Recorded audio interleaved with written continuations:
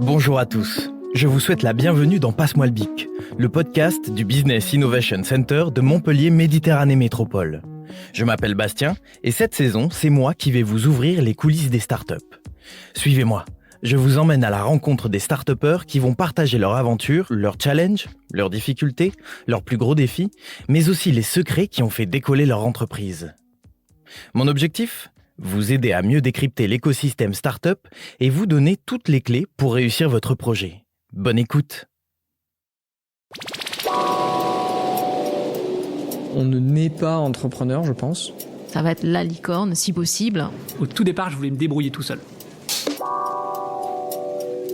Dans le fond de ma tête, l'objectif c'était 1 million d'euros. C'est ce qu'on appelle l'effet de levier.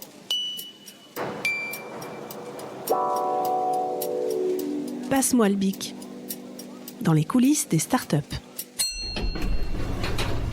Racheter des concurrents, s'offrir une nouvelle technologie, conquérir un nouveau marché. Il existe 1001 raisons de se lancer dans une acquisition. Si racheter une entreprise est monnaie courante dans les grandes sociétés, les startups ont généralement plus de mal à sauter le pas.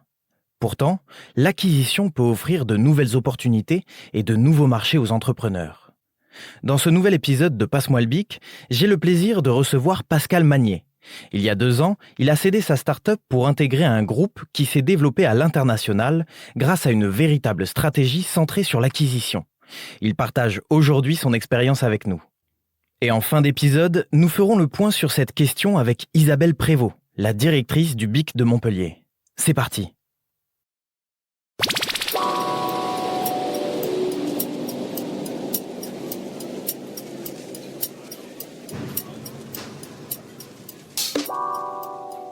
Oui, donc bonjour Pascal Magnier. Donc moi je suis le cofondateur d'une société qui s'appelle Expernova, créée il y a 10 ans avec Clément Penin.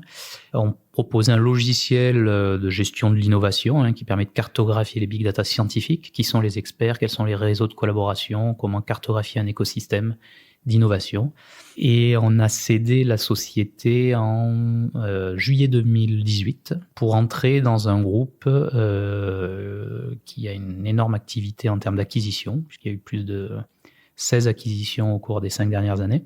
Et je pense que c'est le sujet d'aujourd'hui, donc un groupe qui a une très forte croissance, passé de 250 employés lorsqu'on est arrivé à 1500 aujourd'hui, et tout ça via des acquisitions internationales. Ok, merci Pascal. Et du coup, alors, comment et pourquoi on se lance dans une acquisition ? Alors, nous, on l'a vécu des 2 côtés. On l'a vécu d'abord en cédant notre société. On était en train d'envisager une levée de fonds plus importante pour accélérer au niveau international. Et on a repris des discussions avec donc cette société. Et depuis donc que je suis rentré, j'ai pu suivre un certain nombre d'acquisitions. Et donc à chaque fois, la motivation a été d'aller rapidement sur un nouveau marché. Alors soit un nouveau marché géographique, soit un nouveau marché parce que c'est un nouveau produit ou un service qu'on ne maîtrisait pas jusque-là. Et puis c'est pas parce qu'on a trouvé la recette entre guillemets qui fait qu'on marche sur notre marché domestique, donc qu'on satisfait nos clients sur notre marché domestique, qu'on arrive à se développer avec une approche commerciale, une approche marketing dans un pays, qu'on arrivera à le transposer facilement dans notre pays. Et en fait, on s'est rendu compte de ça, et du coup, le groupe se développe en essayant de cibler des acteurs qui sont déjà en place, qui ont déjà donc du coup valider leur marché, qui ont déjà une position soit dominante, soit ciblée lorsque c'est des startups, mais ça permet d'aller vite et de manière plus sécurisée parce qu'on sait qu'ils ont déjà trouvé, entre guillemets, la bonne recette sur leur marché. Ok, alors comment on se lance dans une acquisition ? C'est un process continu, j'ai envie de dire, parce que ça impose d'être connecté à tout son environnement, à tout son écosystème, et ensuite les opportunités arrivent. Parce qu'il y a toujours une question de timing dans le rapprochement. Il y a des gens avec qui on discute depuis plusieurs années. On ne sait pas exactement si ça va déboucher. On ne sait pas quand ça va déboucher. Mais en tout cas, on lance des lignes. On sait qu'on a un intérêt potentiel un jour à travailler ensemble. Et donc, ça passe par une veille constante, par les équipes commerciales, par les équipes marketing, et surtout chez nous par le CEO du groupe avec les investisseurs, qui ont aussi donc des équipes en charge d'aller identifier tous les acteurs dans notre secteur donc de la propriété intellectuelle et d'essayer d'initier des discussions lorsqu'on pense que ça complète soit notre catalogue, soit notre présence géographique. Tous les 3, 5 ans, 6 ans, un nouveau fonds d'investissement va rentrer avec des moyens importants pour lancer une nouvelle série d'acquisitions qu'on va ensuite intégrer à notre business. Et donc ces fonds, effectivement, que ce soit par leurs équipes internes, leur présence internationale, par exemple les fonds qu'on a aujourd'hui sont présents aux États-Unis, en Chine, etc. Et ils font ce screening, donc justement d'essayer de voir qu'est-ce qui peut être complémentaire aux sociétés qu'elles ont en portefeuille. On a mis en place des process qui nous permettent en fait de faire remonter évidemment la connaissance de tous les acteurs qui gravitent dans notre écosystème, donc que ce soit nos concurrents, bien sûr. Donc tout ça, on utilise différents canaux pour faire remonter ces informations, mais c'est vraiment une des fonctions de l'équipe commerciale, en plus évidemment de vendre sur ces salons, c'est de comprendre ce qui se passe et de nous faire remonter soit les acteurs émergents, soit les évolutions de positionnement de nos concurrents. Du fait en fait de la forte activité en fusion-acquisition donc des 5 dernières années, un peu toutes les équipes, qu'elles soient commerciales, marketing, produits, savent que le groupe est dans une démarche d'acquisition active. Voilà. Donc on lance aussi nos propres produits, on ne fait pas que des acquisitions, mais clairement les acquisitions sont un moyen d'aller plus vite. Et donc du coup, tout le monde a en tête qu'on est à la recherche de cibles d'acquisition. Et alors du coup, tu as un peu répondu à la question, mais à quel moment on envisage la croissance par l'acquisition ? Elle est toujours un peu en tête dans notre cas. Comme je disais, on a des LBO tous les 5 ans, à chaque fois on franchit une étape. Et donc du coup, on est toujours en veille parce qu'on sait que dès qu'on va rencontrer un acteur intéressant, c'est de s'assurer qu'on va être capable de vendre le produit qu'on vient d'acquérir à l'ensemble de notre portefeuille. Et on a aujourd'hui 20 000 clients dans le monde. Si on acquiert un nouveau logiciel, on veut avoir un effet de levier évidemment sur les ventes de ce logiciel. Pour réussir cette stratégie, la mettre en œuvre, il faut réussir à suffisamment intéresser évidemment l'autre société de rejoindre le groupe plutôt que de continuer son développement aussi de manière autonome. Et ça, je pense, c'est une force, mais aussi une culture d'entreprise du coup qu'il faut mettre en place. C'est arriver à faire de la place à des profils de gens qui sont entrepreneurs. Et quand ils sont entrepreneurs, c'est qu'ils aiment une liberté, ils aiment être proactifs, ils aiment se sentir chez eux et donc être actionnaires. Et ça, c'est quelque chose du coup qu'on a proposé. Au sein du groupe Questel, je crois qu'il y a à peu près 80% des fondateurs des sociétés qui ont été rachetées qui sont toujours dans le groupe parce que justement, elles ont réussi à trouver leur place parce que effectivement, c'est un gros challenge d'intégrer une entreprise. La racheter, il y a un process, mais ensuite il faut l'intégrer. Et lorsque les gens, qu'ils soient employés ou anciens fondateurs, se sentent chez eux et vraiment faire partie de la nouvelle aventure, parce qu'ils sont aussi actionnaires et pas que salariés, ça change, ils sont dans une optique beaucoup plus positive, ils acceptent des fois que leur fiche de poste ne correspond pas exactement à leur mission de tous les jours, mais un peu comme un entrepreneur, on s'adapte et de toute façon, le projet commun reste la principale priorité. On a des entreprises rachetées à 100%, dont on a voulu quasiment arrêter la marque, vraiment utiliser le produit. Et donc là, on intègre les équipes opérationnelles dans nos effectifs de manière totale et rapide. Il y a d'autres sociétés où on fait des montages en 2 temps parce qu'elles sont encore en train de se développer, elles ont besoin et les fondateurs souhaitent encore rester vraiment à la manœuvre pendant quelques temps. Donc là, on rachète toujours majoritaire, donc entre 50 et 60%. Et ensuite, on se fixe à 3 ans le rachat des parts restantes. Et donc, garder un esprit entrepreneur, de l'autonomie, la proactivité, ça permet de garder ces gens-là aussi à des postes de management. Il y en a d'autres, au contraire, qui ont envie de céder parce qu'ils ont envie d'une nouvelle aventure. C'était un peu notre cas, nous. Nous, on a préféré céder 100% et se dire vraiment, on se projette dans la nouvelle aventure au niveau du groupe. Donc chacun, effectivement, suivant son expérience, depuis combien de temps il est aux manettes de sa boîte, est-ce qu'il a envie vraiment de tourner la page ou est-ce qu'il sent qu'il lui en reste sous le pied? Parce qu'effectivement, lorsqu'on va en 2 temps, on est encore dans une dynamique start-up, c'est-à-dire qu'on se dit, genre, dans 3 ans, il faut que de manière autonome, j'ai encore démontré le plus possible. Lorsqu'on vend 100%, on raisonne plus groupe, c'est-à-dire je contribue au développement général du groupe. Voilà. Donc les 2 scénarios ne s'opposent pas et fonctionnent. Donc il faut juste que, justement, il y ait une discussion assez transparente dès le début pour que tout le monde se sente à l'aise dans ce nouveau projet. Comment est-ce qu'on prépare une acquisition, du coup, et comment on se fixe des objectifs? Nous, il y a 2 niveaux, on va dire, la préparation de l'acquisition. Il y a le screening dont on a déjà parlé, donc connaître les acteurs rentrer en contact avec eux. Et ensuite vient le relais qui, chez nous, est porté par la direction financière, qui est du coup d'entrer dans des discussions plus contractuelles. Donc là, on parle de scénario d'acquisition, justement, 100%, ou au contraire en 2 temps. Et puis de valorisation de la société, évidemment, où là, on essaie d'estimer, comme je disais, le potentiel de cross-selling de notre côté, d'estimer les synergies opérationnelles aussi, où est-ce qu'on a aujourd'hui des recouvrements sur certaines fonctions ou pas. Et donc là, commence ensuite à se mettre en place tout un scénario de discussion où on va passer en revue l'ensemble du positionnement, les avantages concurrentiels, les clients qu'ils ont aujourd'hui, les taux de renouvellement, pour bien cerner tout le business, et évidemment de manière détaillée. Au moment où on signe l'acquisition, on s'est fixé principalement des objectifs en termes de complémentarité des offres ou présence sur le marché. C'est vraiment ça quand même, on en revient, qui sont les 2 déclencheurs et donc motivation première. Ensuite, viennent se mettre en place des objectifs d'intégration, donc la rapidité justement à faire émerger les synergies entre les 2 structures, à intégrer les équipes commerciales pour être sûr que le produit est bien distribué dans le monde entier, donc que nos équipes sont bien formées. Et donc là, on se fixe évidemment des objectifs de temps. Et puis, il y a la question du branding, effectivement.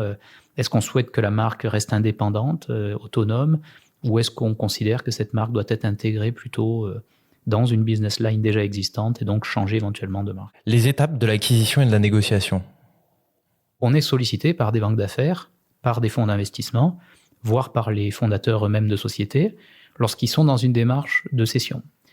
Et donc là se met en place un process concurrentiel. Généralement, le chef d'orchestre, c'est une banque d'affaires qui va identifier différents acteurs, dont nous, et ils vont commencer à mettre en place un timing où ils vont nous livrer un certain nombre d'informations dans des data rooms auxquels on va avoir accès. On va pouvoir analyser cette information et on va, si on souhaite avancer, avoir des réunions avec les équipes opérationnelles, et si on souhaite encore avancer, ils attendent une lettre d'intention de notre part, une LOI, dans laquelle on va faire une proposition, nous, de valorisation de la société, de montage de l'acquisition, et si c'est accepté, on a ensuite une période d'exclusivité, et ça va jusqu'au closing, où là, on finalise l'acquisition. Donc voilà, ça c'est le process, généralement, où à la manette, c'est une banque d'affaires qui nous a sollicité parce qu'ils sont dans une démarche active de cession. S'il y a besoin de faire une acquisition, peut-être pour quelqu'un de plus petit, comment on se fait accompagner? Donc on a différents supports, on va dire. Le premier qu'on a déjà un peu évoqué, c'est nos banques d'affaires, nos investisseurs, pardon, pas nos banques d'affaires justement, les investisseurs qui eux sont des experts, de toute façon, des acquisitions. Ce qu'ils appellent le buy and build, c'est-à-dire qu'ils achètent une société comme nous, par exemple, et ensuite leur objectif, c'est de justement créer un build-up et donc de consolider un acteur avec un certain nombre d'acquisitions. Donc c'est vraiment leur métier, leur savoir-faire, de choisir un acteur. Donc ça a été notre cas, par exemple, pour les fonds d'investissement qu'on a aujourd'hui au capital. Et ensuite, leur but, c'est justement de créer ce build-up. Donc ils ont déjà une démarche proactive et un fort accompagnement là-dessus.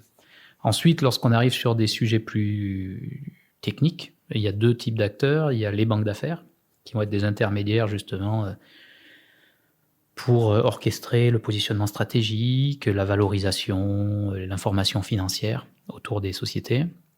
Et puis bien sûr les juristes, les avocats d'affaires, qui eux vont être là pour justement s'assurer qu'on met en place les contrats et tous les documents, les bonnes clauses dans les bonnes conditions. Voilà. Je vais peut-être terminer avec ça. C'est quoi les erreurs peut-être à éviter? Je pense que l'acquisition, c'est que le point de départ finalement d'une nouvelle aventure, et c'est là où souvent on sous-estime les efforts et les durées d'intégration. On va être confronté aussi, et dans certains cas, on l'a eu, à des équipes qui ne se projettent pas forcément dans le nouveau projet et ne comprennent pas pourquoi on change leur façon de fonctionner, ou voire même le nom de leurs produits, ou des choses auxquelles ils étaient attachés.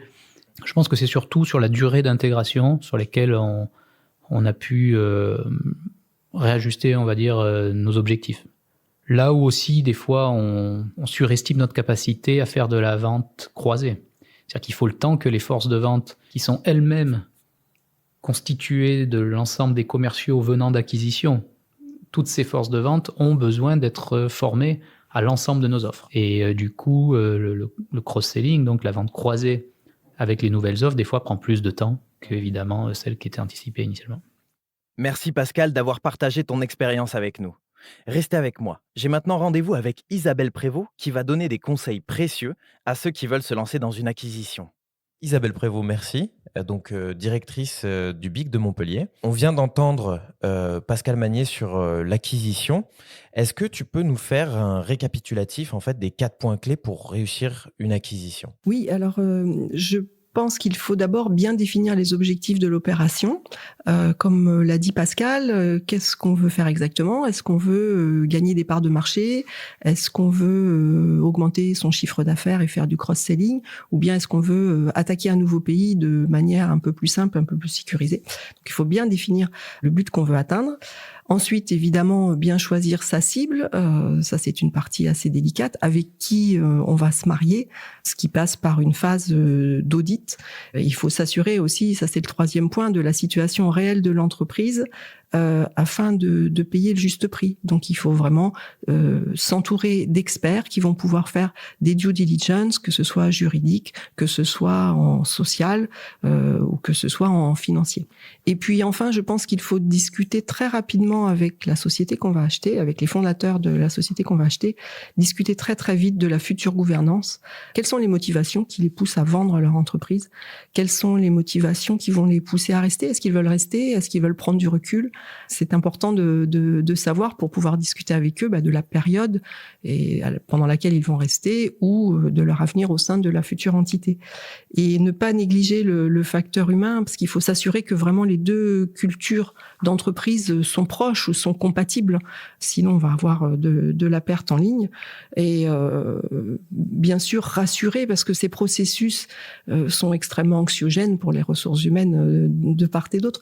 Donc, il faut pouvoir rassurer les équipes et puis les fédérer autour de la vision commune du futur projet. Ça, c'est la clé du succès d'une acquisition. Il faut vraiment que chacun puisse trouver sa place et donc bien connaître les motivations des uns et des autres. Est-ce qu'on est obligé d'être une grosse entreprise pour faire une acquisition ? Alors, il est vrai que les exemples les plus médiatisés, les plus emblématiques, sont souvent issus de grosses startups. Je pense en particulier à Montpellier. On a Swile, que tout le monde, je pense, connaît aujourd'hui, qui a réalisé 4 acquisitions en 2 ans. Et c'est intéressant parce que finalement, sur les 4 acquisitions, ils ont fait une acquisition au Brésil, donc avec comme objectif d'attaquer un nouveau pays, et 3 acquisitions qui sont là pour enrichir l'offre de produits de Swile. Donc c'est un joli exemple également. Par contre, Swile a levé des sommes importantes, ce qui n'est pas le cas de toute start-up. Il n'empêche que même des jeunes startups qui ont trouvé leur modèle économique sont tout à fait à même d'avoir recours à la croissance externe pour booster leur croissance. Et c'est un formidable accélérateur qui n'est pas assez utilisé par les startups aujourd'hui. Bien, merci Isabelle pour cet échange. Et puis, à très bientôt au BIC de Montpellier.